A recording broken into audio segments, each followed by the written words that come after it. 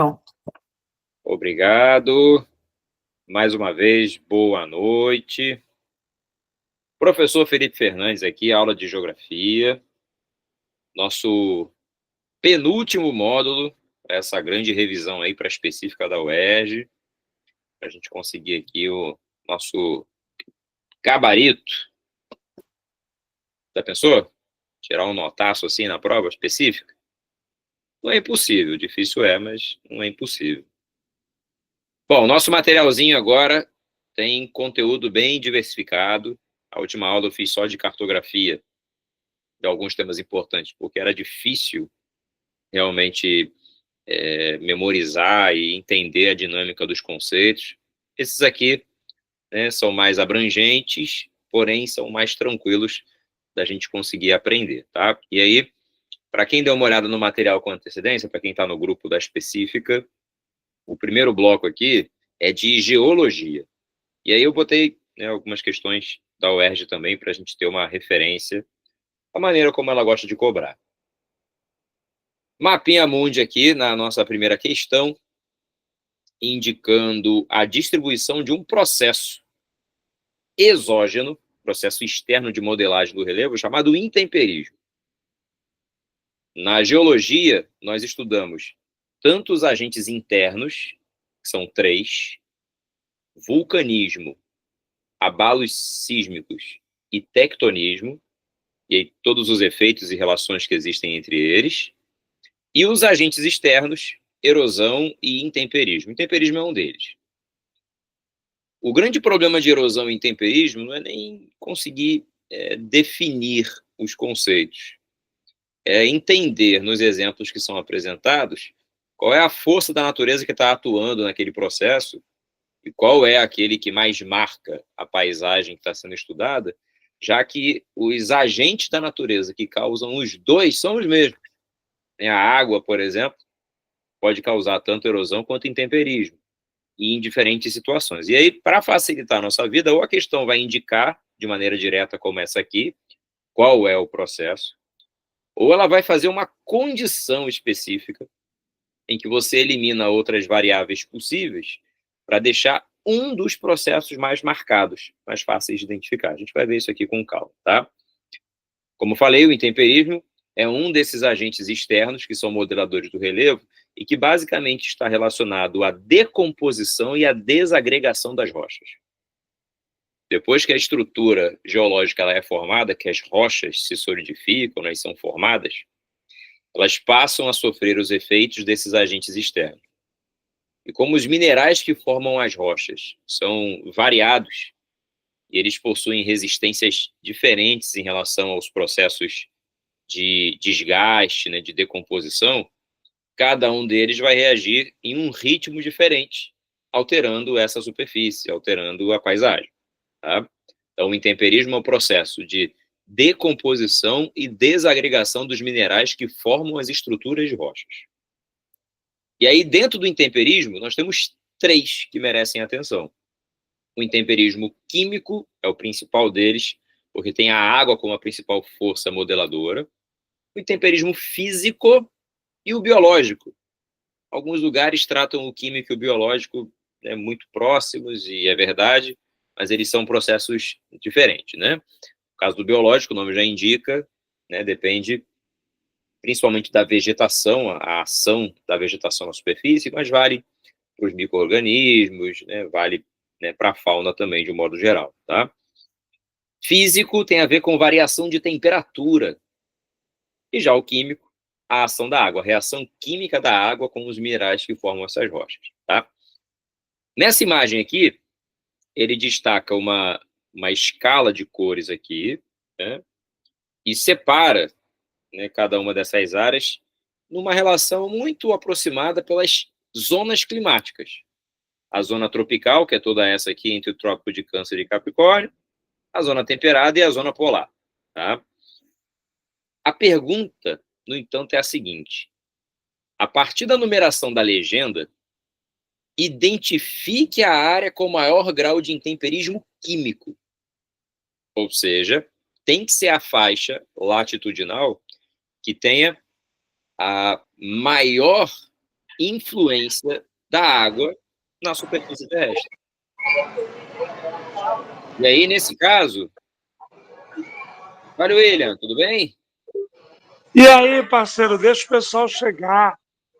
Não é despedida hoje, que sexta-feira você vai entrar, né? Pô, que bom. Confirmado, então, sexta-feira? Depende deles, né? Quantos tem aí? Deixa eu ver. 9. 9. Mas aqui, ó, já tô brindando aqui, ó. Dá para ver? A aprovação de vocês, ó. Tua câmera tá fechada. Ah, que pena, peraí. Agora tá. Tô trabalhando aqui, ó. E aí, é Guaraná, né? Corrigindo Guaraná. discursiva de história e ganhando uma caneca para Jéssica aqui no Outback. Pô, tô Tenho comemorando certeza a que é vitória zero, né? dele já. O quê? Esse aí é 0, né? Não, não, não. As dores não são zero, então a cerveja não é zero. Já estou comemorando a vitória e preparando que amanhã tem Estados Unidos na aula de história. Amanhã, Felipe, tem Harry Truman, Dwight Eisenhower, o Big Ike, JFK, Lyndon Johnson, Nixon, Ford. Não é carro não, é presidente. Vai lá, parceiro, boa aula para você. Essa aí é imperdível, hein? Pô. Até Tchau. quem não precisa de específica de história pode assistir, viu? Imperdível. É isso. Ó, comemorando a aprovação de vocês, ó. Esse grupo aqui vai passar, todo ele.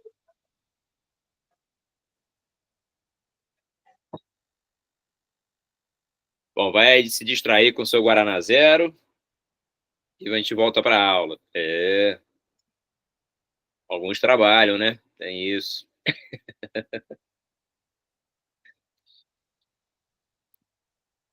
Bom, vamos lá. Onde é que eu estava? Ah, sim. Qual é a faixa do planeta aqui, então, que vai ter maior influência de água, né?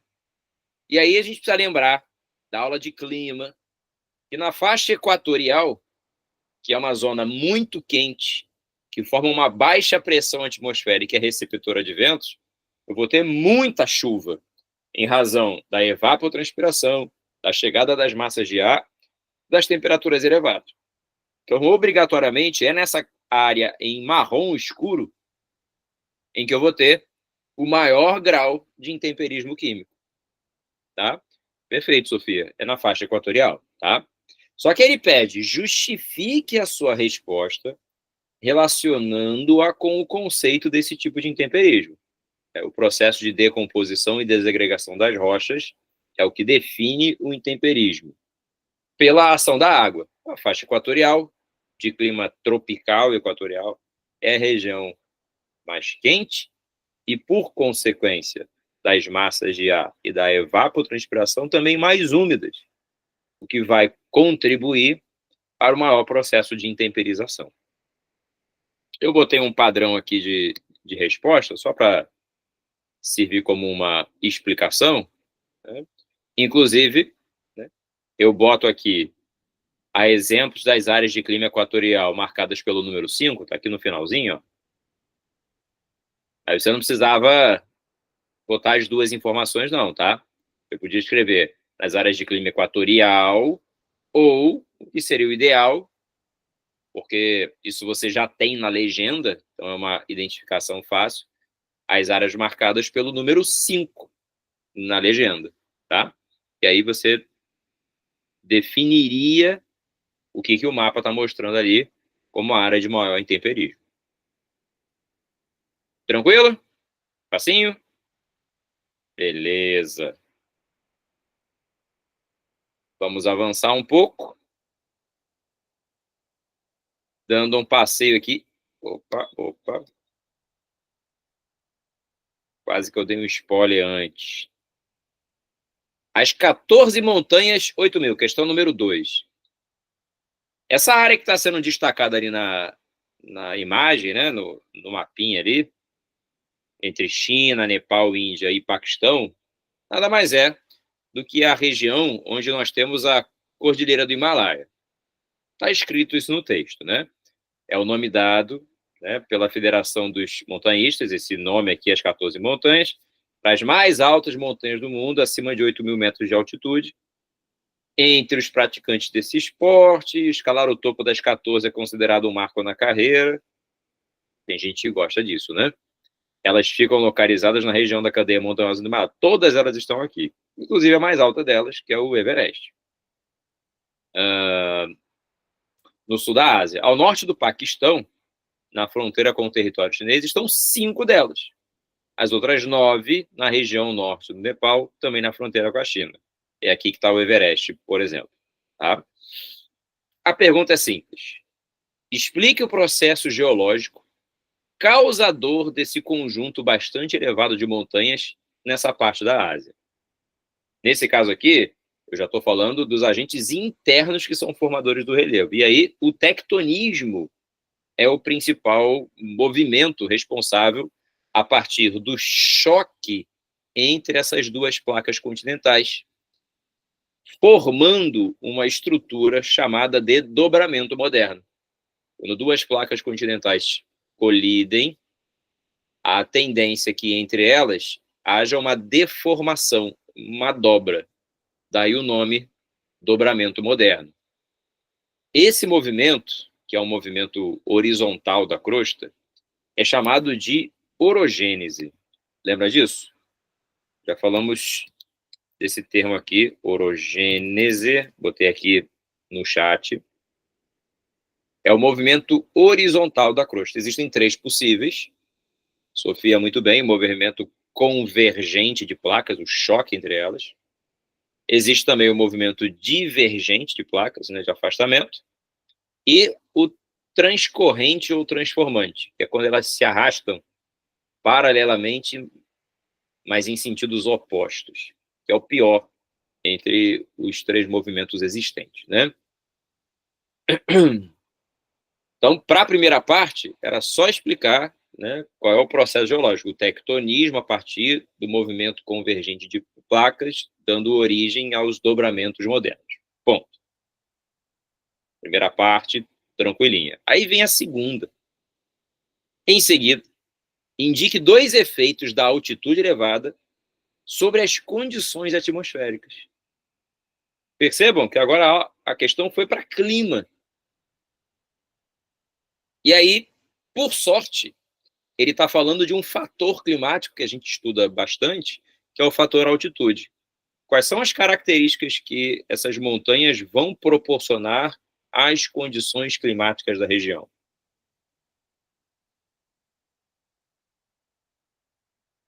Existem 3 informações possíveis aqui, né? Baixa pressão atmosférica lá no topo das montanhas, né? O ar é rarefeito. Vitor já matou uma. Ele pede 2 efeitos, né?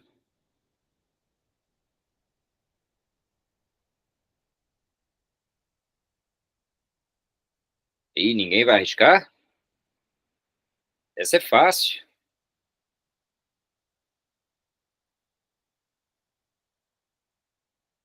Temperatura na montanha, é alta ou é baixa?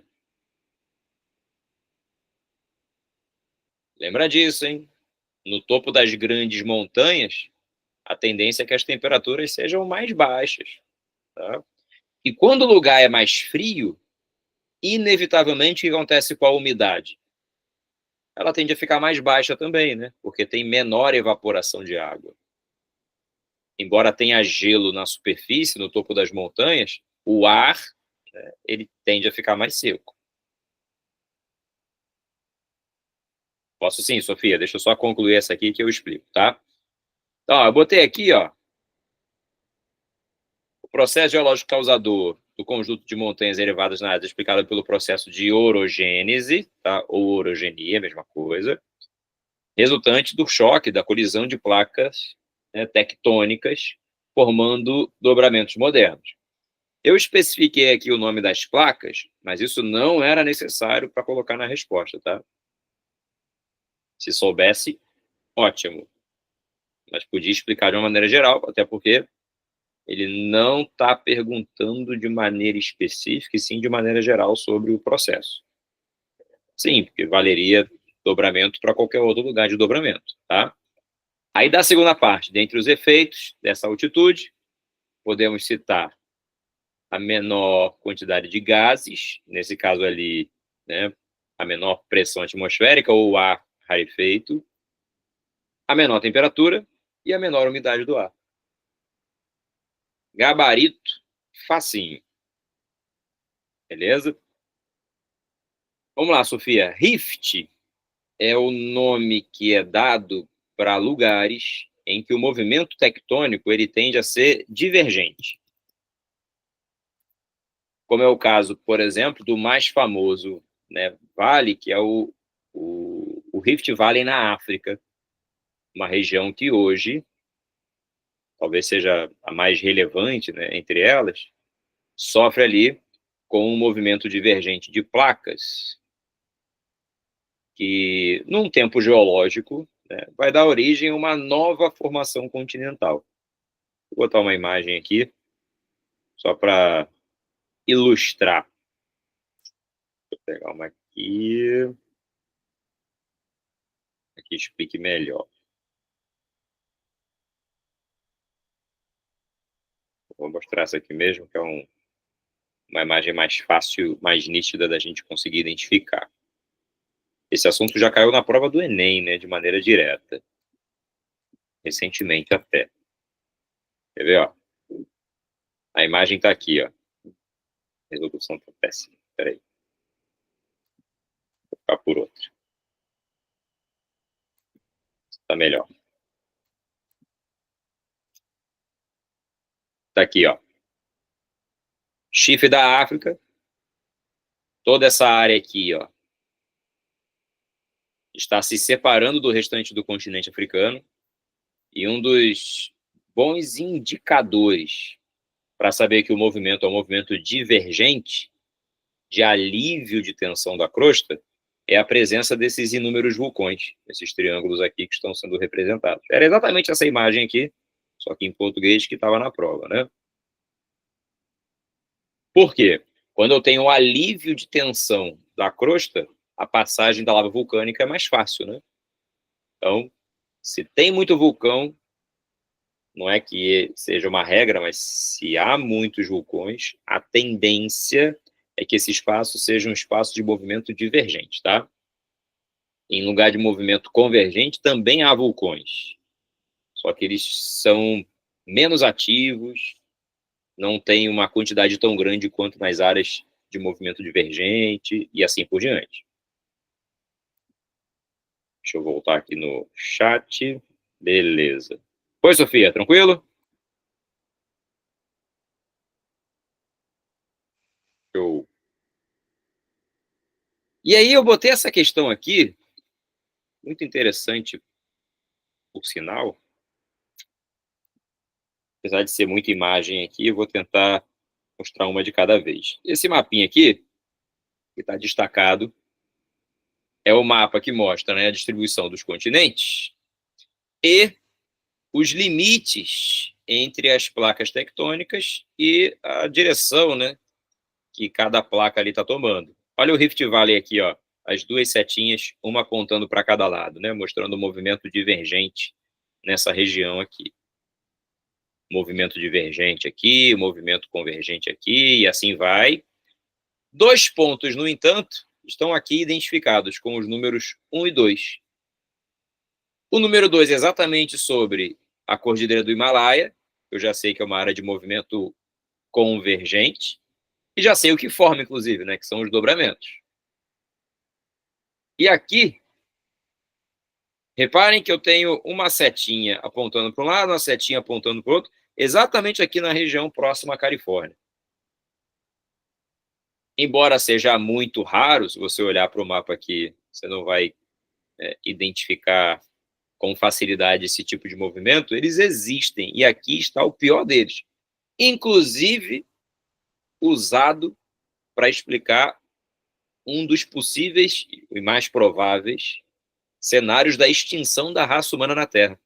Quando nessa região aqui aconteceu o famoso Big One, né? Vai ser o grande fenômeno geológico que vai promover a extinção da raça humana. Exatamente aqui. Como é que é o nome desse movimento? Movimento transformante ou transcorrente, tá? Pode ter esses dois nomes. Não. Boa, Sofia, acabei falando junto com a sua escrita. Divergente quando a seta está se afastando uma da outra, como aqui, por exemplo. Convergente se chocando. Agora, quando uma se arrasta paralela à outra em sentido contrário, o movimento é transformante ou transcorrente. Ok? Quem levantou a mão? Daiane, pode falar. Professor, eu identifiquei as duas respostas com a numeração que está aqui. Não sei se você, tipo assim, eu não botei divergente ou transvergente, estaria errado? Eu só identifiquei como está aqui escrito. Então, vamos chegar na questão, porque a ideia é só a gente conseguir aprofundar. No gabarito, eles aceitaram a identificação só com a numeração, até porque isso já aparecia no mapa. Lembra que eu falei? Se tem no mapa abreviação ou legenda, você pode fazer referência como lá está, exceto se a questão exigir um nome, né? Mas normalmente não é o caso. Só que a hora que ele bota aqui embaixo, ó, vou botar a questão aqui, tentar botar o mapa um pouquinho menor para aparecer tudo na mesma imagem. O computador tem esses... Peraí. Gravar. Tá aqui, ó. Considere as áreas 1 e 2 assinaladas no mapa e também a classificação apresentada para os tipos de movimentos das placas tectônicas. Identifique o tipo de movimento das placas tectônicas que ocorre na área 1 e a que ocorre na área 2. Ele colocou para você aqui, ó, numeração 1 e 2, com alguns desses movimentos, A, B, C e D. Quem é o 1 aqui, desses movimentos?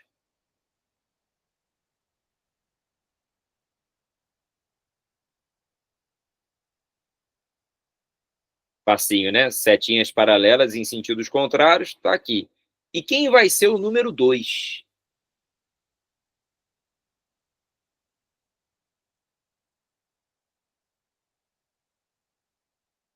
Eu botei como número 2, se não me engano, colisão. Aparece aqui, ó, na letra C, perfeito. Embora B também seja uma área de movimento convergente, aqui a imagem faz uma alusão a uma placa continental e uma placa oceânica, né, mais baixa. Quem fez o Enem, por exemplo, falava de zona de subducção. Não sei se vocês vão lembrar da questão. Que é isso aqui, ó, esse mergulho dessa placa sob a outra, né, a placa oceânica sob a placa continental. Embora isso aqui também gere dobramento, neste caso aqui é diferente, porque eu tenho duas placas continentais se chocando. A B, por exemplo, poderia estar aqui, ó, entre a placa sul-americana, que é a nossa, onde o Brasil está, e a placa de Nazca, que é uma placa oceânica, está embaixo do Oceano Pacífico. Aqui nessa região eu tenho uma subducção. Tá? Então, primeira parte da resposta, né, tranquila para identificar. Aí vem a segunda pergunta, né? Cite ainda dois fenômenos naturais que decorrem do contato entre placas tectônicas. É facinho, né?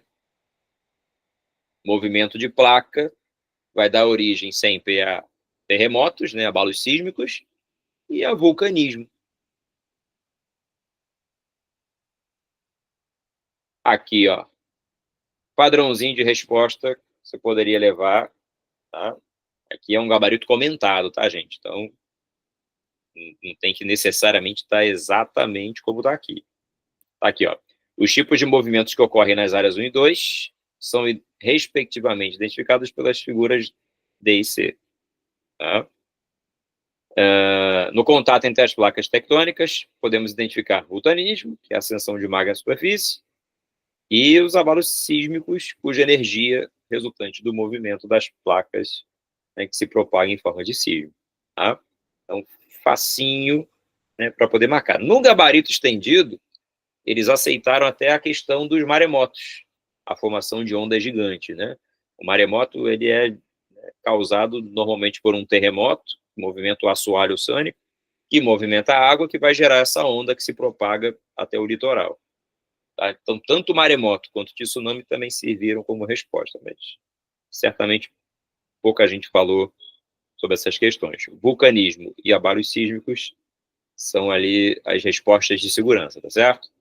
Então, como você perguntou e falou muito bem, a questão só pedia para identificar, não necessariamente para dar os nomes. Mas aqui você vai dar o nome, porque vai cair domingo. Profetizando. Quem é o A? Movimento divergente. O que se forma em área em que eu tenho movimento divergente de placas? Lembra que a palavra rift já é fenda, né? Então isso aqui é uma fenda. Só que uma fenda que permite passagem de lava vulcânica, que vai dar origem às dorsais. São cadeias de montanhas formadas por acúmulo de magma em área de movimento divergente de placas, como tem aqui no meio do Oceano Atlântico. Letra B, movimento convergente, zona de subducção entre uma placa continental e uma oceânica. Letra C, movimento convergente, o choque entre placas continentais, né, formando dobramentos. E a falha transcorrente, esse movimento paralelo em sentido contrário. Depois, se alguém se interessar, vou deixar aqui no chat. Quem quiser saber como você vai morrer se esse fenômeno acontecer nos próximos dias, é só procurar, tá? Big One. Tem um monte de filme que fala sobre isso, inclusive, tá? 2012. É ali que fica a falha de San Andreas, né? Inclusive, é o título de um desses tantos filmes que falam sobre esse fenômeno. Tomara que a gente tenha a sorte dos atores do filme, né? Que sobrevivem ao problema.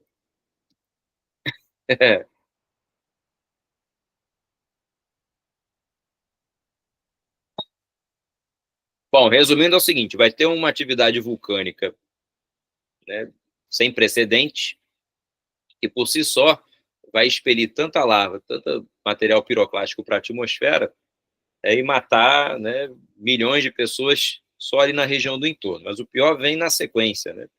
As ondas gigantes formadas no mundo, a propagação desses maremotos, que aí vai atingir a costa de praticamente todos os continentes, atingindo a região que mora praticamente 80% da população global, e quem conseguir sobreviver a isso tudo vai enfrentar problemas com essa nuvem de poeira que vai recobrir a atmosfera, dificultando a passagem da radiação solar, eliminando fenômenos como a fotossíntese, comprometendo a produção, a oferta de alimentos, baixando sensivelmente as temperaturas e assim por diante. O vulcão é um fenômeno geológico importantíssimo para a regulagem da temperatura do planeta e, diferente do que a gente imagina, diminuindo a temperatura.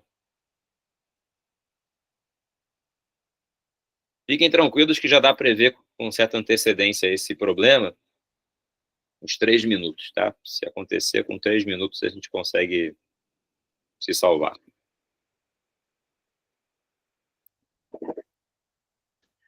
Próxima questão, hein? Mais uma aqui de geografia física. Questão número 4.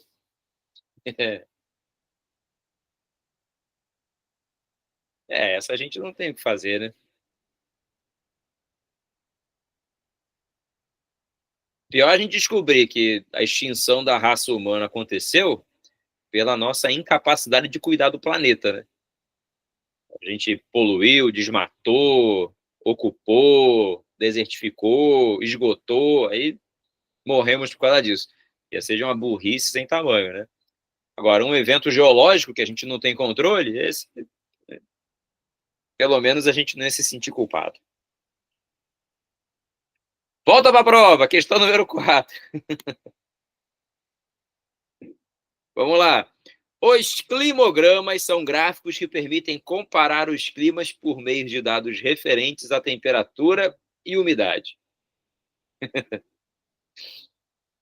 Bom, em primeiro lugar, hein? Lembrando, o climograma sempre apresenta duas informações para a gente, né? A variação de temperatura e a variação de pluviosidade ao longo do tempo, geralmente é anual. Não importa qual seja o gráfico, tá? Eu coloquei um aqui em preto e branco de propósito. A temperatura é sempre a linha que está aqui representada. No caso aqui de Kuala Lumpur, é essa linha reta que aqui está. E no caso de Barrow, no Canadá, essa linha aqui, ó, que aqui está. Ok? Sempre a linha é a variação de temperatura. A outra informação é a pluviosidade, chuva, índice de chuvas. E aí, o índice de chuvas ele é representado pelas colunas. Mês de janeiro, fevereiro, março, abril, maio, junho, até dezembro. Então, a barrinha representa a chuva. Em milímetros aqui, você vai encontrar que o período mais chuvoso aqui em Kuala Lumpur, que é no mês de março, bate ali perto de 280 milímetros de chuva, o acumulado do mês. Já em Barrow, no Canadá, o mês mais chuvoso, que é o mês de agosto, tá aqui, é um pouquinho acima de 20. 280 para 20. A diferença considerável, né? Então, lembra disso, tá? Na prova, se vier, virar colorido, como caiu na primeira fase. E aí a linha provavelmente vai estar em vermelho e as colunas em azul, ok? Mas se tiver assim, é só olhar para a linha, que é a temperatura, e coluna, que é chuva. O que eu estou vendo aqui? Que ao longo do ano, praticamente não tem variação de temperatura em Kuala Lumpur. De janeiro a dezembro tem uma linha reta, né? Para que isso aqui aconteça, eu preciso estar em um ponto do território que vai ter menor variação da incidência solar ao longo do ano. Qual é o único lugar do planeta, a faixa latitudinal do planeta, que vai ter essa menor variação da incidência solar? A faixa equatorial. Tá? Então, Kuala Lumpur, na Malásia, pegar o mapinha aqui, ó, tá mais ou menos por aqui. Pegar outro mapa que é melhor, da primeira questão, que tem a latitude, tá mais ou menos por aqui, exatamente aqui pertinho do Equador, tá? Já Barrow, no Canadá, tá no extremo norte do Canadá, né? É uma das cidades mais remotas do país, inclusive, ok? E aí percebam que a variação de temperatura é muito grande. Apesar das médias de temperatura serem muito mais baixas, reparem que aqui no período mais quente está um pouco acima de zero, não chega a 5 graus, enquanto que aqui bate perto de 30 em Kuala Lumpur. Nos períodos mais frios, a temperatura média é perto de menos 30. Ou seja, a amplitude térmica em Barrow é maior em razão das mais altas latitudes e, por consequência, da maior variação da incidência solar nessa região, né? No caso aqui dessa mesma cidade. Kuala Lumpur tem média térmica elevada, porque a incidência solar no Equador tem pouca variação e tende a ser mais quente. É isso, tá? Para a temperatura. Já a pluviosidade, para explicar Kuala Lumpur, que a gente fez para explicar o intemperismo químico, serve para cá também, né? Próxima à faixa equatorial, região mais quente, baixa pressão atmosférica, convergência de massas de ar, evapotranspiração, consequentemente mais úmido, maior precipitação.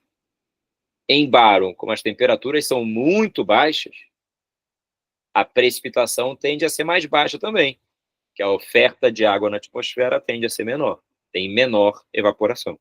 Aí a pergunta é, a partir da análise desses climogramas, justifique as diferenças de amplitude amplitude térmica e de total anual de chuvas, né, verificadas entre os dois tipos climáticos. Clima polar, clima equatorial.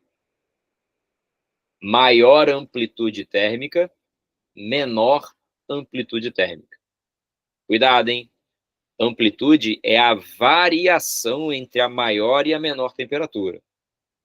Se um lugar faz 50 graus no período mais quente e faz 40 graus no período mais frio, a variação é de 10. Essa é a amplitude térmica. Agora, se eu tenho aqui, como em Barrow, menos 30 no mais frio e mais 5 no mais quente, essa diferença toda aqui é de 35. É uma amplitude térmica muito maior, tá? Então, eu botei aqui um padrãozinho para servir como referência para o estudo. Ó.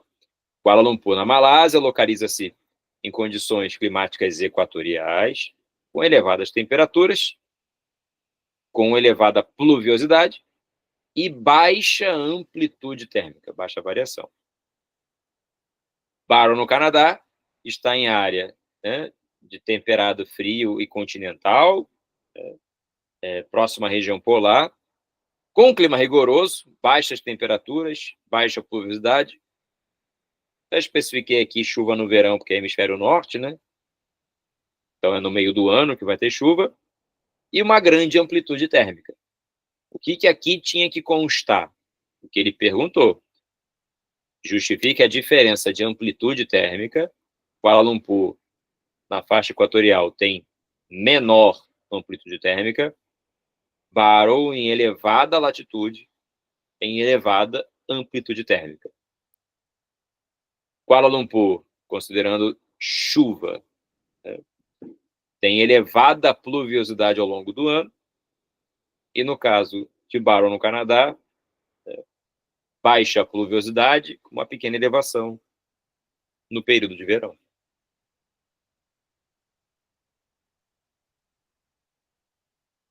Facinho? Climograma não é difícil de você analisar, tá? O que normalmente pega é pela falta de hábito de olhar para esse tipo de gráfico e você confundir o que é temperatura e o que é pluviosidade. Depois que você identifica, fica mais fácil. Lembra disso, tá bom? Macete para climograma é você primeiro analisar a temperatura, tá? Porque chuva, embora tenha ali uma tendência de comportamento parecido, ele pode sofrer outras variações. Por exemplo, climas costumam ser mais chuvosos no verão e mais secos no inverno. O clima mediterrâneo, por exemplo, é ao contrário. Vai ser seco no verão e chuvoso no inverno, porque existem outros fatores climáticos interferindo nessas características. Então, se eu só olhar para a pluviosidade, eu corro o risco de cometer um equívoco na hora de marcar. Outra coisa importante, hein? O aquimograma merece uma atenção. Quando eu tenho uma temperatura com uma variação como essa aqui, ó, de Barrow, em que o meio do ano, né, junho e julho, as temperaturas são maiores, eu obrigatoriamente estou no hemisfério norte, tá? O verão vai ser sempre o período mais quente, não importa onde você esteja. Então, hemisfério norte. Se fosse uma cidade lá no extremo sul da Argentina, lá um Ushuaia, por exemplo, essa curva seria ao contrário, ela seria mais baixa no meio e mais elevada no fim e início de ano, tá? Fiquem atentos a isso. Mudando completamente de assunto e indo para a agrária, o país da soja é o nome que tem aqui no título dessa imagem, e existem duas cores, tá um pouquinho difícil de ver, mas duas cores aqui sendo apresentadas, né? Uma em 1970 com um cinza mais claro, mais aqui na região sul do país, e essa outra, mais escura, já em 2003, mostrando o avanço da soja no território brasileiro, principalmente aqui em direção ao centro-oeste, né? Embora tenha parte do norte, do nordeste, do sudeste e do sul do país também. Boa noite, Annelise. Tudo bem? Se alguém quiser perguntar, pergunte, hein? A soja é o nosso principal produto agrícola. Não é o único, né? Mas é o principal produto agrícola. A gente exporta demais. E o avanço da soja em direção ao interior veio em paralelo com toda a infraestrutura necessária para o agronegócio se desenvolver, com ganhos de produtividade para atender essa demanda internacional. Embora seja uma matéria-prima, né, uma commodity agrícola, matéria-prima comercializada internacionalmente, como a demanda é muito grande, os meios de produção precisam ter elevada produtividade, que é o melhor aproveitamento das áreas, do tempo de trabalho, né? Bom, aí a questão sinaliza o seguinte, pergunta o seguinte: nas últimas décadas, o avanço do cultivo da soja, além de incorporar novas áreas, causou diversas modificações nos ecossistemas do país. Tem, Maria, o avanço da fronteira agrícola tem relação, sim, só que é importante frisar que a soja não é a lavoura que chega primeiro na fronteira, tá? Primeiro chegam as atividades mais tradicionais, né, o extrativismo, a pecuária, né? A soja chega depois que a estrutura, né, do agronegócio mais tecnológica, ela já está sendo instalada, de infraestrutura de transporte, de energia, mas tem relação sim, tá? A pergunta é: identifique 2 biomas brasileiros que sofreram expressiva degradação em função da recente expansão da soja no território nacional. Aí surge um problema, né? Não tem mapa de bioma aqui. E aí você vai ter que ter uma habilidade. Eu vou colocar o mapinha aqui só para facilitar a nossa vida. Mas tem uma habilidade para conseguir perceber quais são esses biomas que estão sendo apresentados. Vou botar o mapinha aqui, ó, só para facilitar a nossa vida. O mapa de biomas é esse aqui. Então, se você fizer uma sobreposição de imagens, deixa eu tentar colocar aqui junto, né?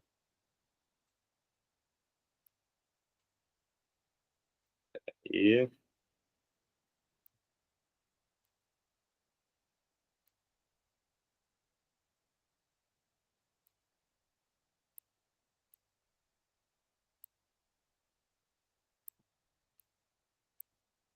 pronto.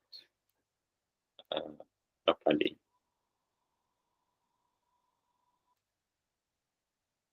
Tá aqui, ó. Foi difícil, mas funcionou. Tá? Se eu botar um mapinha do lado do outro aqui,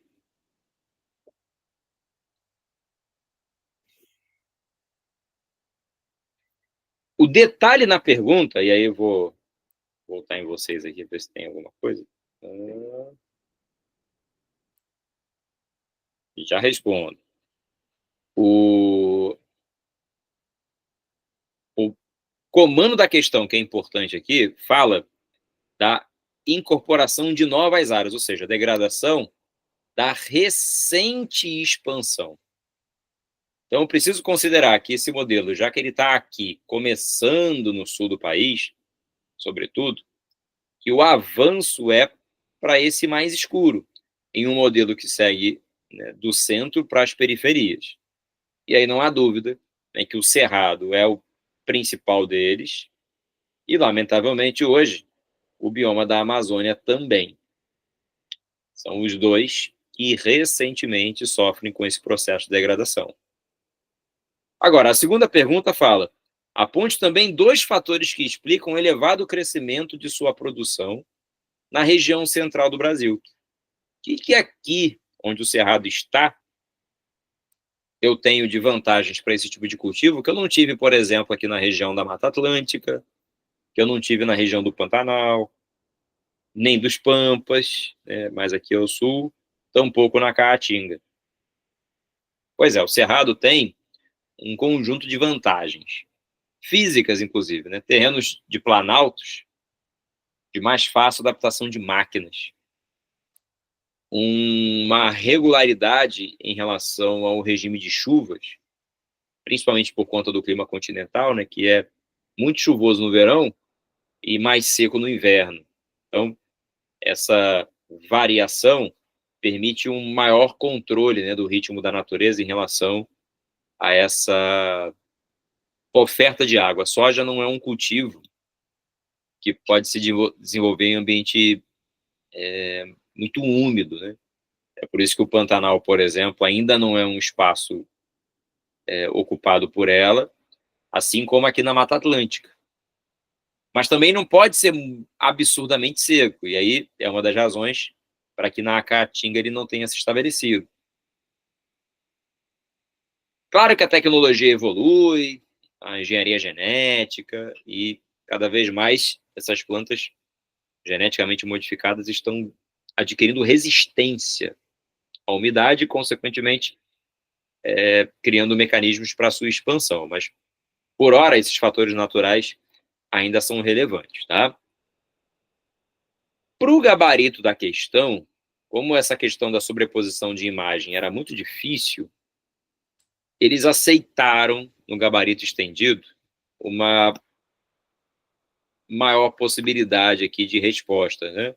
Inclusive colocando, né, os campos limpos, né, essa região aqui, mais para os Pampas, como um desses espaços para a expansão da soja. Mas, evidentemente, Cerrado da Amazônia, esses eram os destaques, tá certo? E aí, entre os fatores, aqui, ó,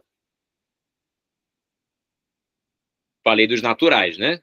Só que aqui, lembra que o agronegócio, ele vai ter maior oferta com menor preço da terra, o estabelecimento, né, desses complexos agroindustriais na região, a infraestrutura de transporte, topografia, né, que é a forma do relevo que facilita a mecanização, como eu falei, o desenvolvimento tecnológico da soja associado à irrigação, ao controle de acidez do solo da região central, entre outros, e também muito incentivo por parte do governo, né? Perceba, no entanto, que a questão só pede para você apontar, ok?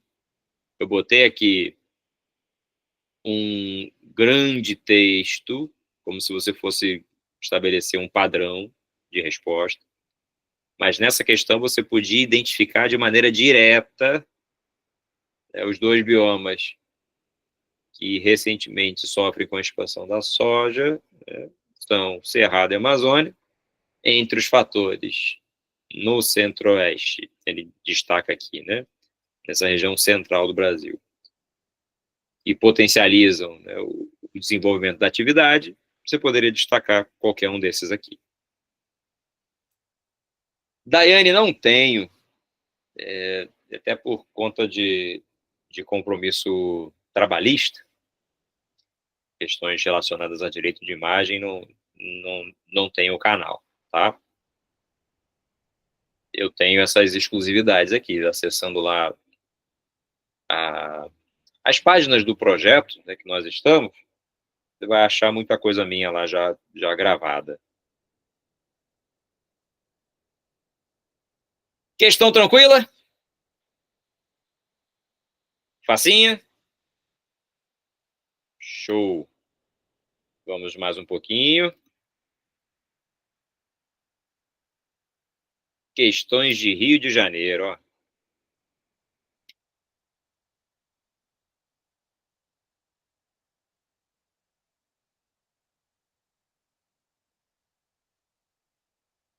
Bom, esse mapinha que vocês estão vendo aí, o título já indica, né, são as regiões de governo do estado do Rio de Janeiro.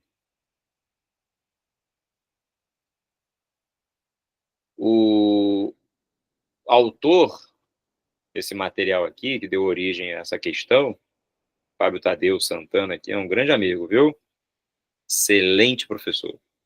Professor da UERJ, viu? Vocês vão encontrá-lo lá. Excelente professor. Regiões de governo são regiões que são pré-estabelecidas para uma maior integração da administração pública existente ali entre os municípios que formam essas regiões, na busca por soluções, já que há uma forte integração entre esses municípios e é praticamente impossível você administrar um sem pensar no outro, né? Fluxo de pessoas, atividades econômicas, lazer, enfim. A relação é sempre muito mais estreita. A principal delas é a região metropolitana do Rio de Janeiro, da qual Maricá faz parte, né? Está mais ou menos por aqui. E a metrópole Rio influencia. As baixadas litorâneas, é o que nós chamamos de região dos lagos, né? As baixadas litorâneas, esse é o nome. Ali é Búzios, Cabo Frio, São Pedro da Aldeia, né? Saquarema já está aqui. Norte Fluminense, Campos, né? Quissamã, entre outros. Noroeste Fluminense, região serrana, Centro-Sul, Vale do Paraíba e Costa Verde. A Costa Verde também é conhecida como Sul Fluminense, onde tem Paraty, Angra dos Reis, fica para cá. Tá? Pois bem, essa questão fala o seguinte, ó. Não é visível no estado do Rio um processo de interiorização da indústria a partir da metrópole. A maior parte das atividades econômicas que explicam o crescimento de núcleos urbanos interioranos não tem sua origem relacionada à transferência de empresas da região metropolitana, como é o caso das Baixadas Litorâneas e o Vale do Paraíba Fluminense, além do Norte Fluminense, né? Baixadas, Vale do Paraíba e Norte Fluminense. São 3 áreas fora da região metropolitana, onde houve um avanço expressivo da população urbana, ou seja, são eixos de urbanização no estado do Rio, caminhando para as Baixadas, para o Norte Fluminense e para o Vale do Paraíba. Urbanização está sempre relacionada ao dinamismo econômico provocado pelas atividades que dependem de uma infraestrutura urbana para se desenvolverem, em especial, no caso dessas regiões, atividades ligadas ao turismo e à indústria. Tá? Com o dinamismo econômico, essas regiões acabam atraindo população, que define o conceito de urbanização. Crescimento da população nas áreas urbanas nessas regiões. Aí a pergunta é a seguinte: apresente uma causa para o crescimento urbano no Vale do Paraíba e uma outra para as baixadas litorâneas, respectivamente, na ordem que está sendo perguntada. Vamos devagar, tá?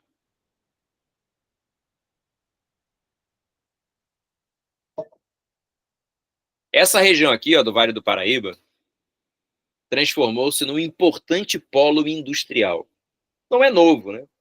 Já que a gente pode considerar aqui próximo a existência de Volta Redonda, na siderúrgica, mas é especialmente aí nas últimas décadas, com um grande incentivo dos municípios aqui da região, a instalação de fábricas, sobretudo do setor automobilístico. Não é à toa que a gente fala de um polo metalomecânico. Palavrão é feio? Escrevi aí no chat, tá? Polo metalomecânico. Uma gigantesca, né, malha de indústrias relacionadas ao setor automobilístico. Qual é a vantagem daqui? Além de exportar e importar com mais facilidade, que o porto, né, na Baía de Sepetiba, por exemplo, essa região está entre 2 importantes espaços metropolitanos, o do Rio de Janeiro e o de São Paulo, né, que está logo para cá. Aqui é o eixo da Dutra, né? algumas cidades importantes aqui, como Resende, né, Porto Real, Itatiaia, toda essa área aqui, né, com grandes incentivos para a instalação dessas indústrias. Agora, para as baixadas litorâneas, assim como para o norte fluminense, um dos setores industriais é o setor petrolífero, direta e indiretamente ligado a ele, né? A exploração de petróleo na bacia de Campos tem ajudado consideravelmente no dinamismo econômico e desenvolvimento dessas regiões. Maricá também faz parte desse grupo, né? A diferença é que Maricá não pode ser citada porque está na metropolitana, mas não é muito diferente de outras cidades dessa região das baixadas litorâneas. Agora, não só aqui, por conta de ser mais diversificado, né, não só a atividade petrolífera, né, ligada direta ou indiretamente a ela, mas também a indústria do turismo. O turismo de praia, né, de veraneio, que a gente ouve falar tanto aqui nessa região, né, sem dúvida alguma, catapultou, né, impulsionou o desenvolvimento econômico e, por consequência, também atraiu muita população.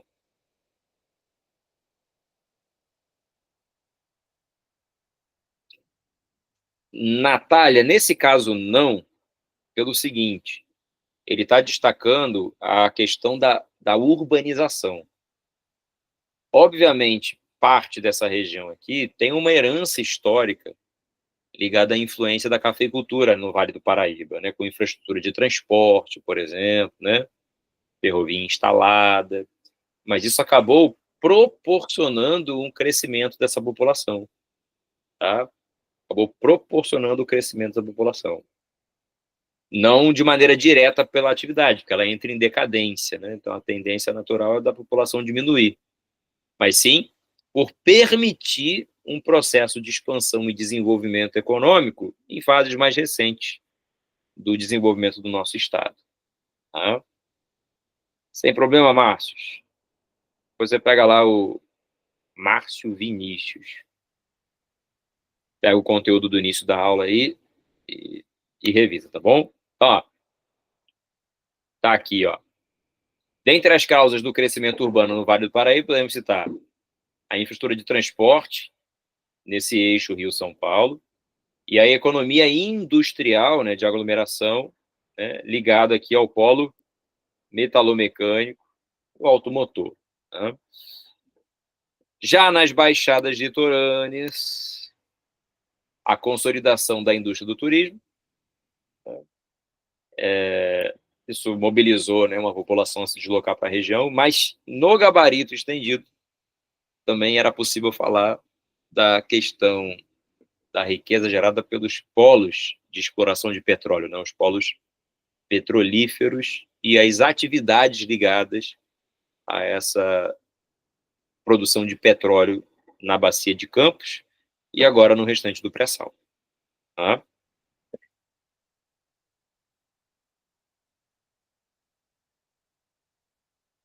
Por que quase chorou, Maria Eduarda? Tem que conhecer seu estado.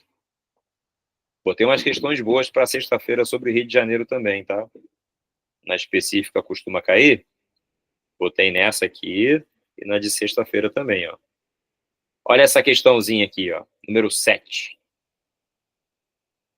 Cidade dos Túneis. Essa é a cidade do Rio de Janeiro. Diferentes túneis, nome de cada um, comprimento.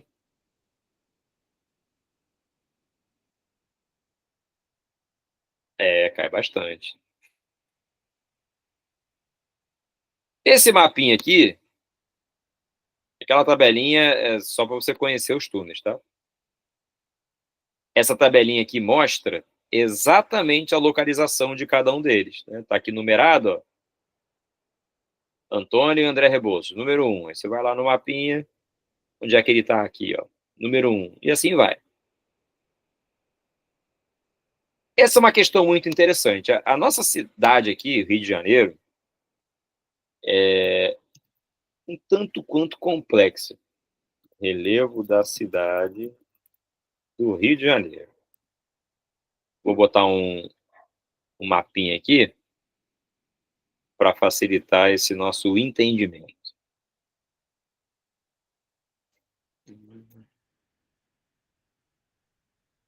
Achei.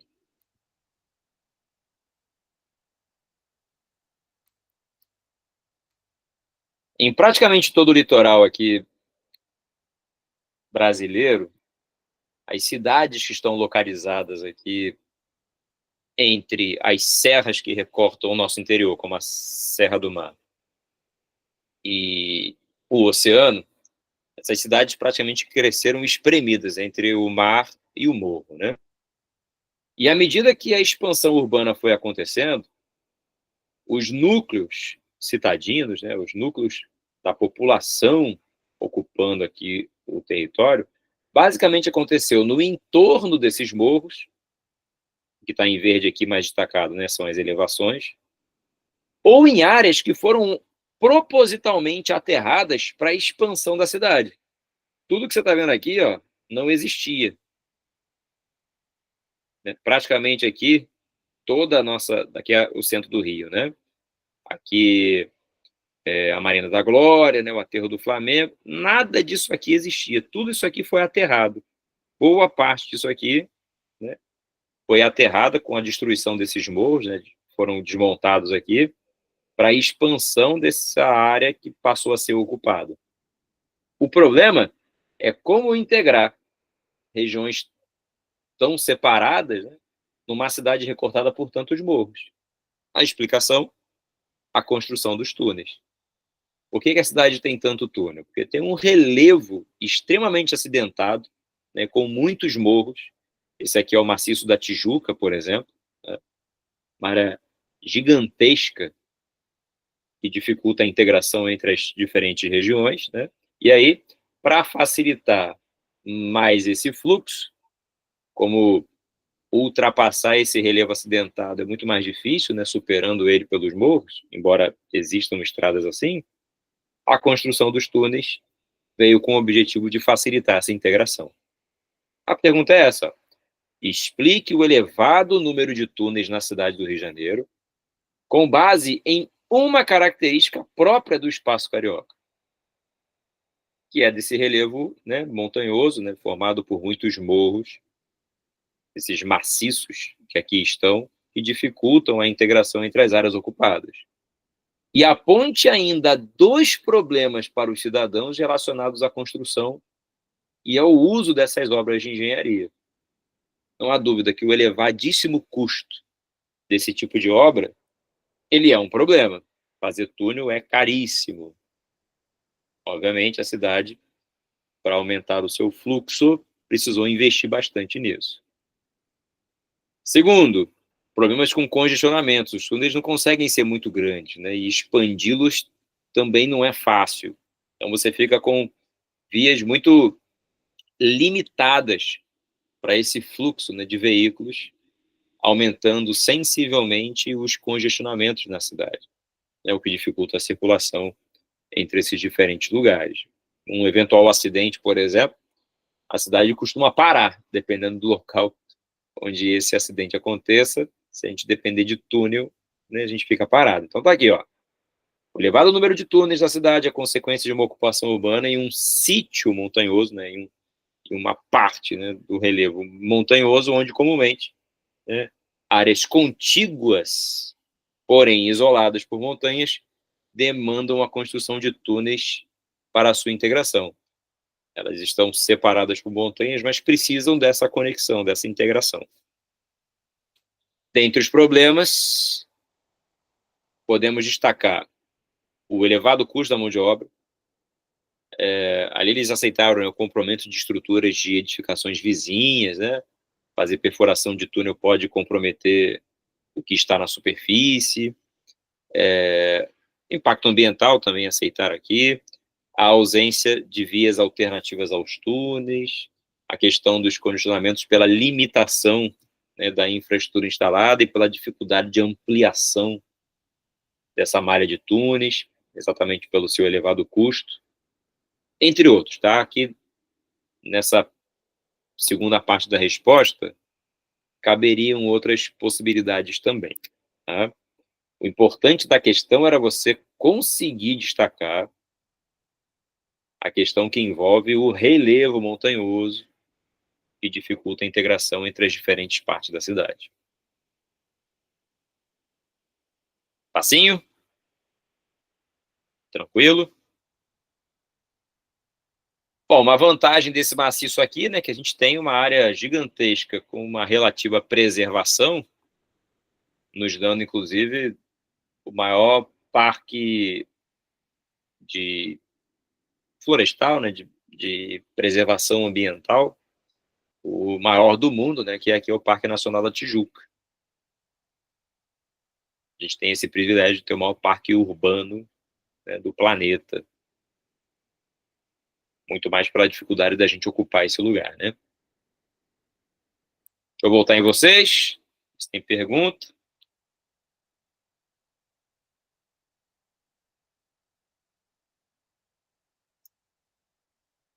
Se você coloca um relevo, né, poderia ser o relevo, né, um relevo com muitos morros e conseguisse desenvolver bem a questão, iria passar. Eles não iam tirar teu ponto por causa disso, não, tá?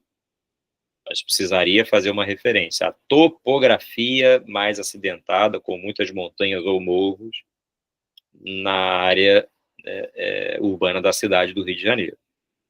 Precisaria fazer isso. E aí, para deixar Maria Eduarda Monteiro Rodrigues ainda mais feliz, mais uma questão de Rio de Janeiro aqui. Agora é bom ficar atento, hein? Questão que já caiu na prova.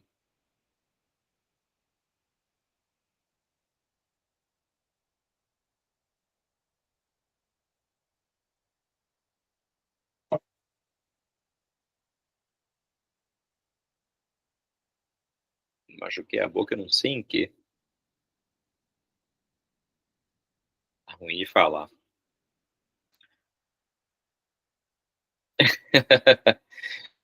Arco Metropolitano. Não sei se alguém já passou por essa estrada. Infelizmente, nada seguro, mas excelente, né? Porque ela tira dessa área mais central aqui da região metropolitana o grande fluxo, né, de veículos que conectam aqui as BRs, né, as principais, e principalmente esse deslocamento entre as regiões portuárias, né, do Porto de Itaguaí, e as suas conexões com São Paulo, com o Sul Fluminense, com o Vale do Paraíba, né, e assim por diante. O texto faz o seguinte, né? O primeiro trecho do Arco Metropolitano foi inaugurado nessa manhã, o trecho liga Itaguaí a Duque de Caxias na Baixada Fluminense, onde se conecta a BR-116, que é a Rio Petrópolis, segue até Magé e assim vai. Com a nova rodovia, cerca de 35 mil veículos por dia. Aqui que está o segredo, hein? Deixarão de passar pela Avenida Brasil, pela Via Dutra e pela Washington Luiz. Essa era a estimativa ali naquele momento, já com essa primeira parte inaugurada. Tirar o grande fluxo da área metropolitana, que já é saturada, né, densamente ocupada e com um grande fluxo de veículos.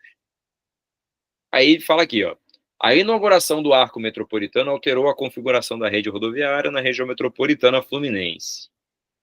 Identifique um dos municípios destacados nessa nova configuração viária que se tornarão mais atraentes para a implantação de indústrias, justificando a sua resposta. Era fácil, tá?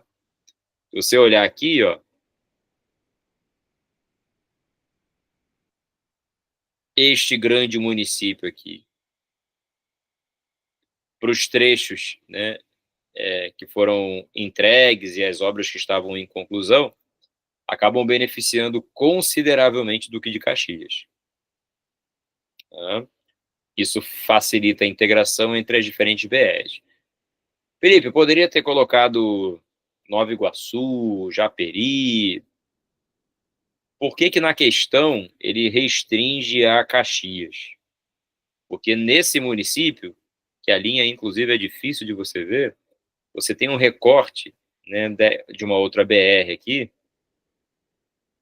conectando a 040 a esses outros trechos. Ou seja, ela fica no entroncamento de diferentes áreas de circulação e na passagem do arco metropolitano entre esses diferentes municípios.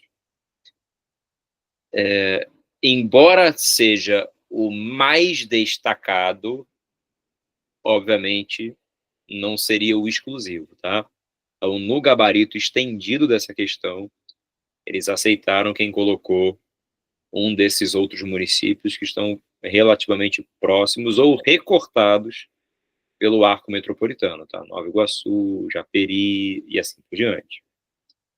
Na resposta, no entanto, no gabarito direto, um desses municípios destacados é da indústria de Caxias. Tá? Por ele estar ali numa espécie de interseção entre todos os outros, né? Agora, a segunda parte merece uma atenção. Em seguida, apresente uma vantagem ambiental do arco metropolitano para o município. Principal vantagem, né? A redução do tráfego desses veículos, né? Sobretudo de caminhões, veículos pesados, o que contribui, né, para a redução da emissão de gases poluentes. Né? Ele está perguntando sobre uma vantagem ambiental, né? Você vai ter, aceitaram isso no gabarito estendido, até a redução da poluição sonora, né, pelo ruído dos veículos, né, buzinas, motores e assim por diante. Você tem, relacionado a essa questão da menor emissão de poluentes, exatamente a possibilidade de você ter um fluxo melhor de trânsito, o que garante um melhor aproveitamento energético, inclusive. Você está no engarrafamento com o motor ligado, o motor está consumindo combustível sem que você se desloque, ou seja, a eficiência energética, nesse caso, é muito baixa. Sem trânsito, você vai circular com mais facilidade, a eficiência energética tende a aumentar. Né? Então, isso está também diretamente ligado à questão da emissão de poluentes. Tranquila, né? Essa não foi uma questão das piores. Essa é legal, hein? Até porque temos umas novidades aí em classificações. Vamos ver se vocês lembram das aulas de urbana. Podemos? 10 maiores megacidades do mundo, comparando 90, quais eram, a uma projeção para 2030. O conceito de megacidade contribui para o entendimento do processo de urbanização em diferentes países do mundo. Na tabela, mostram-se dados passados e projeções de ocorrência no mundo desse tipo de especificação, né, específico de aglomeração urbana. Apresente o critério demográfico que define megacidade. O que é uma megacidade? Essa é a pergunta. As cidades podem ser classificadas de acordo com o seu número de habitantes. Contudo, megacidade é um conceito um pouco mais complexo. Tá? Uma cidade considerada pequena, ela tem ali até 100 mil habitantes.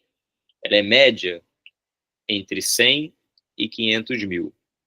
É grande acima de 500 mil. Tá? Quando chega na classificação de megacidade, por definição, eu já tenho que considerar as aglomerações populacionais com mais de 10 milhões de habitantes. Vou repetir. Aglomerações populacionais com mais de 10 milhões de habitantes. O que é isso? Existem regiões, como é o caso aqui do Rio de Janeiro, que estão intimamente integradas com outras regiões urbanas das cidades vizinhas. como Caxias, por exemplo, Nilópolis, Nova Iguaçu. Chamamos isso de conurbação, né? A junção de duas ou mais cidades formando um aglomerado urbano. Quando essa área aglomerada está integrada, eu somo a população de toda essa área. Daí, eu chamar de aglomeração populacional com mais de 10 milhões de habitantes. Não precisa ser a população só de uma mesma cidade, tá? Desde que essa aglomeração tenha mais de 10 milhões de habitantes. Se eu pegar agora um mapa sobre as megacidades do mundo, vou botar aqui, ó, vai aparecer o Rio de Janeiro. Tá? E aí, se você for olhar lá no IBGE, a população do Rio de Janeiro, você vai ver que ela não chega a 7 milhões de habitantes, um pouquinho menos. Aí você fala, ué, mas não tem que ter 10 milhões para ser megacidade? Sim. É porque para ser megacidade, eu não considero... Aqui, ó. Mapa errado. Não considero, por exemplo... Esse é um mapa difícil de ver. Vou pegar o mais simplificado aqui, que facilita a nossa vida. Aqui, ó.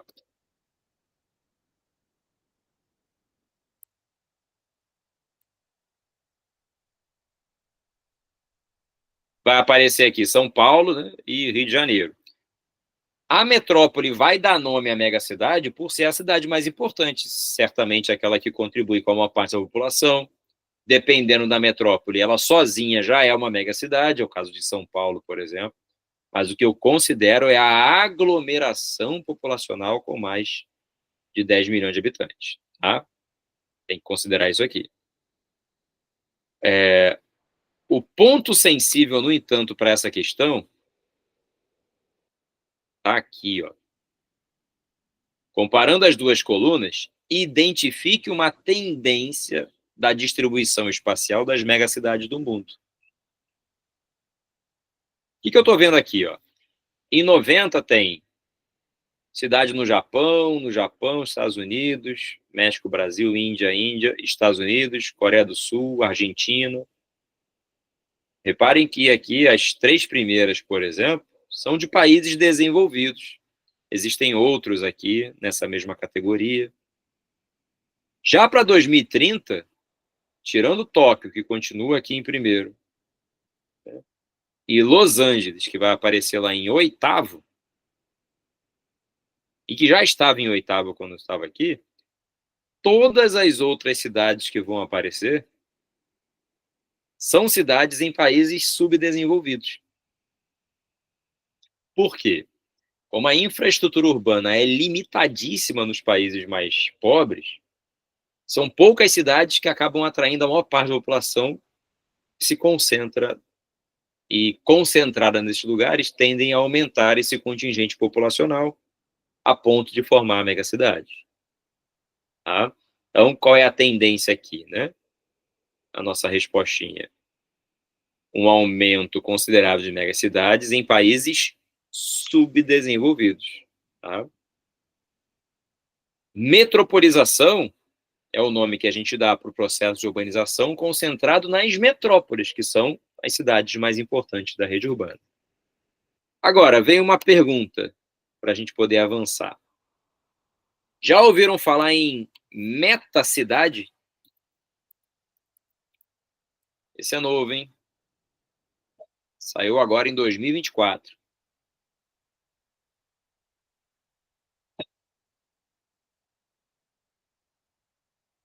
Pois é. Hoje no mundo existe uma, por enquanto, metacidade, tá? Que é Tóquio. Metacidade é o nome que se dá para a aglomeração populacional que supera a marca de 30 milhões de habitantes.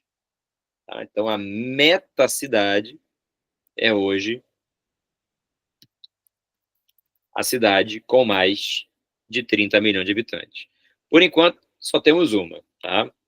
Por enquanto, só essa. A sua região metropolitana, né, que aí não envolve só Tóquio, ela já tem ali cerca de 37 milhões de habitantes. Então, se cair o assunto, pode cair, até porque é bem recente, lembre-te disso, tá? Aqui, ó. Metacidade. Então, eu tenho pequena, média, grande, mega e metacidade.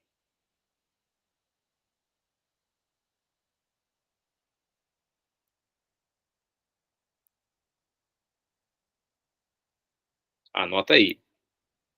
Só lembra disso, por favor, tá? São as aglomerações populacionais com mais, no caso da mega cidade, 10 milhões, e da meta, 30 milhões de habitantes.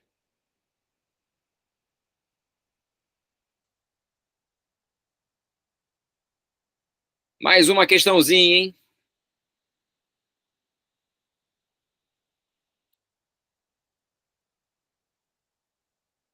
Na verdade, isso aqui eu errei a ordem. Era para ter colocado a questão junto com o intemperismo, mas não tem problema fazer agora, não. Quem chamou? Eu, Márcio. Oi, Márcio, pode falar. Então, quer dizer que o conceito de aglomeração populacional pode-se dizer que seja tudo uma metrópole e o seu entorno, é isso?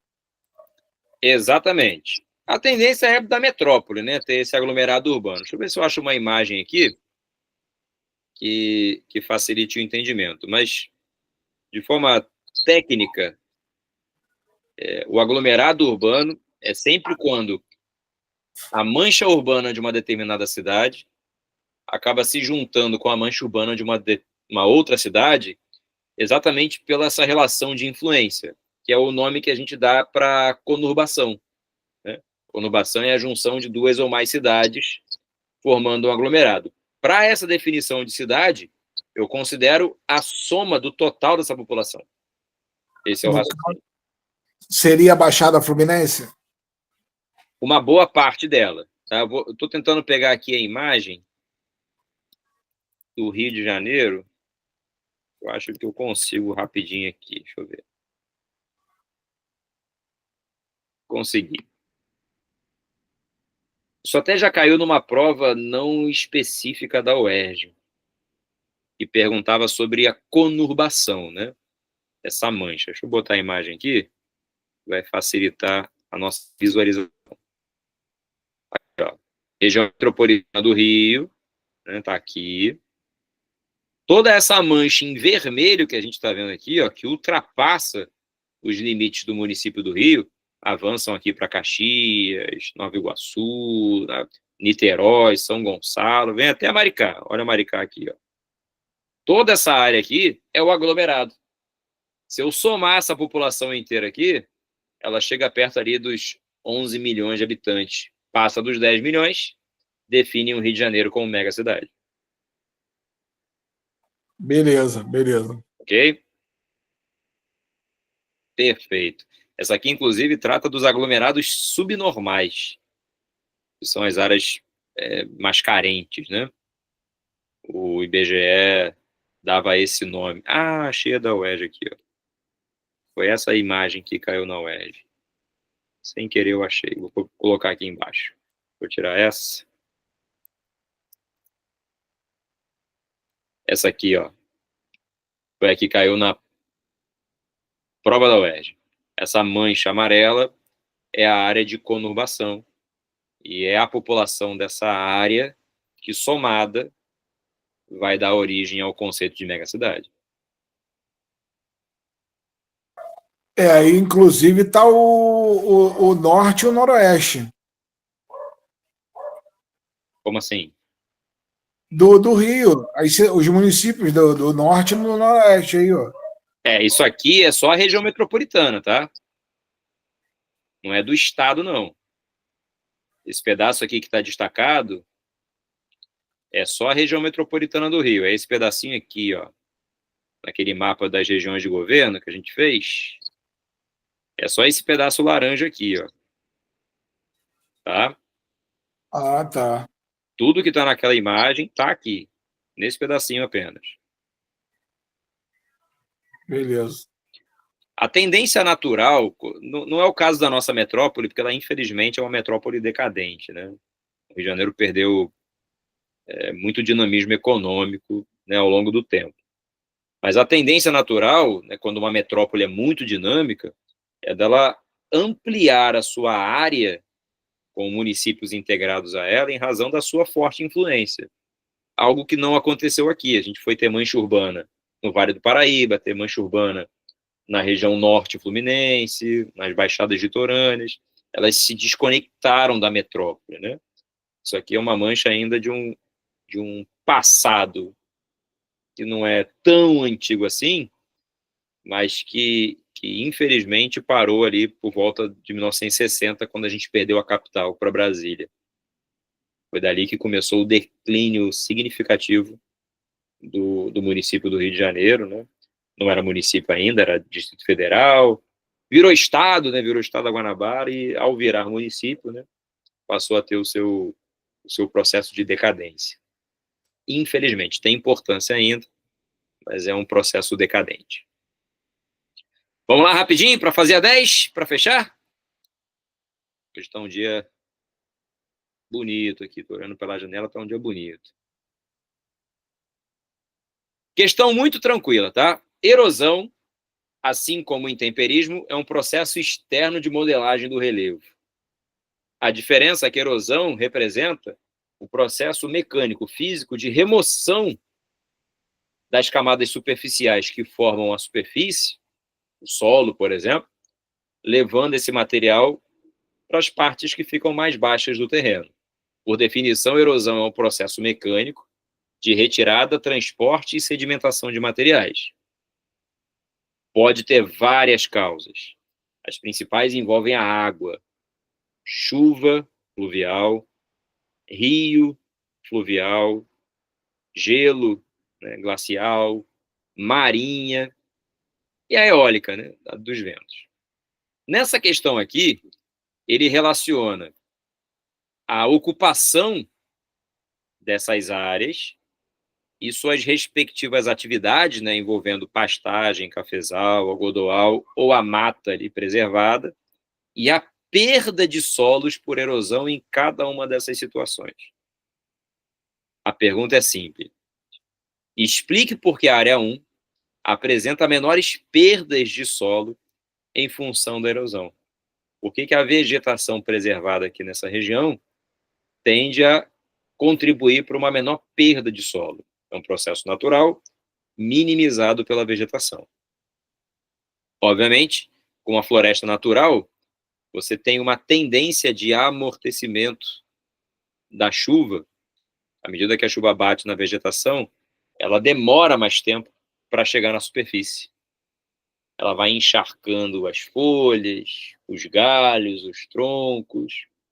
As raízes permitem ali, né, uma espécie de passagem, né, de entrada com aquele solo mais revirado, né, mais solto, com infiltração de água. E também funciona como uma espécie de uma barreira física, como se fosse um quebra-molas, né, diminuindo a velocidade do escoamento superficial dessa água. Água com mais tempo de contato com o solo vai certamente permitir maior infiltração. Tá? Então, a vegetação nativa tende a diminuir o escoamento superficial da água, permitindo uma maior infiltração dessas águas. Como o escoamento superficial tem menor volume de água, ele tende a ser mais lento também, esse processo de erosão tende a ter menor energia de transporte de sedimentos. Tá? Aí vem a segunda parte, né? Cite duas técnicas de plantio que diminuem a ação erosiva dos solos, ou seja, o que eu poderia usar como técnica de cultivo para amenizar o problema? Existem várias possibilidades, tá? Curva de nível é uma delas, a gente falou recentemente sobre isso, né? Então ela vai aparecer aqui. E entre essas técnicas de curva de nível tem aquela do terraceamento, que a gente vê muito na Ásia, a construção dos terraços, né, aqueles degraus na encosta, para diminuir a erosão. Essas são, né, de cara, as principais. Rotação de culturas, né? Ela também entra aqui com essa possibilidade, que você alterna determinados cultivos que ajudam a fixar melhor o solo, tá? Plantio direto, tá? Que você consegue, de algum modo, manter o cultivo num solo que você vai revirar menos, vai preservar mais aquela matéria orgânica que está ali, né, localizada. Além, é claro, do reflorestamento de áreas num sistema chamado de agroflorestal. Eu acabei não colocando o termo aqui nas opções, mas o agroflorestal é hoje um dos sistemas reconhecidamente, né, mais simples e eficientes para você conseguir fazer menor dano ambiental, menor impacto ambiental, conseguindo preservar boa parte da mata nativa, desenvolver uma prática econômica e preservar o solo. O que significa isso? Né? Uma alternância entre a vegetação nativa e as áreas em que você faz o cultivo. Você tem ali trechos do terreno com vegetação nativa, com raiz profunda, fixação, e as áreas em que você vai fazer o plantio. Os indígenas chamavam isso de cabruca, né? É a técnica de preservação, mas é a agroflorestal, tá? É o mesmo sentido.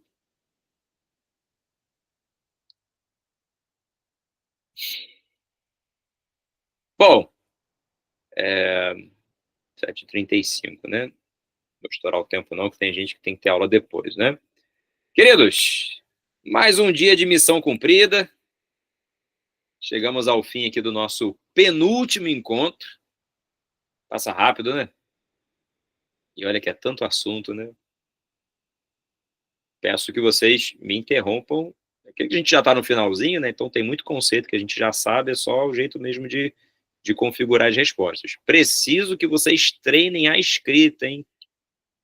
Peguem essa folhinha de hoje, já que, pelo menos até a hora que a aula começou, ninguém me entregou, e escrevam as respostas de vocês. Escrevam. Treinem a escrita. Porque isso é um ponto decisivo para que as respostas de vocês fiquem claras na hora que o corretor for analisar. O conceito eu sei que a maioria vai saber. Como apresentar é que é o ponto mais delicado. Nunca é tarde, Márcio. Pega firme aí que vai que a gente se surpreende aí com um belíssimo resultado, viu? Epa, levantaram a mão aí? Fui eu. Pessoal, deixa eu só dar uma palavrinha rápida com vocês. Aproveitando, né, essa penúltima aula, sexta-feira a aula está confirmada. E vocês viram, né, que essa semana está diferente, está com 2 aulas. O professor William planejou isso, pensando na aprovação de vocês. Mesmo que tenha um número um pouco baixo aqui na turma, ele manteve as 2 aulas. Então, agora, quando eu perguntar lá no grupo sobre o que vocês acharam, além de vocês comentarem da aula, agradeçam também ao William, né? Mostrem que vale a pena, voltem na sexta-feira para a aula também, porque é um custo muito alto, né? Manter o projeto, colocar a aula a mais, mas eu sei que vai valer a pena, porque os temas que vocês estão vendo nessa semana são muito importantes para domingo, vão estar na prova de vocês domingo. Então, vamos demonstrar aí um pouquinho da gratidão, tá bom? Valeu, pessoal. Obrigado, Isabela. Vocês não imaginam o sacrifício que é manter o projeto e principalmente os desafios